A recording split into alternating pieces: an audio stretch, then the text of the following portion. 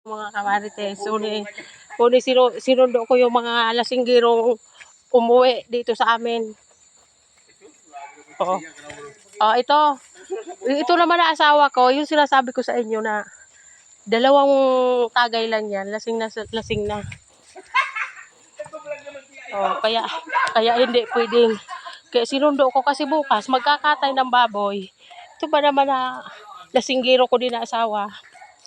Hindi yan pwedeng magtrabaho na lasing kasi pagka umagahan yan, masakit ang ulo. Kaya ito, kahit gabi na, sinundo ko sila. Ayun na, oh. Ito, yan na pamangking ko galing Manila. Dumating sila kahapon. Dito daw matutulog sa bundok. Yan.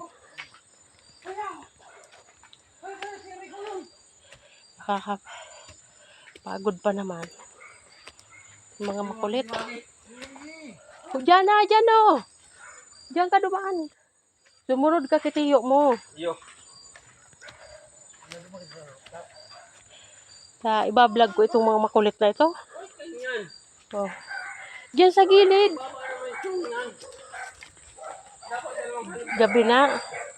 Kung hindi ko pa sinundo, hindi pa yan uuwi. Nakakapagod mga kamarites. Oh. Diyan sila. Oh. Kabiton mo nga ni Ann. Ito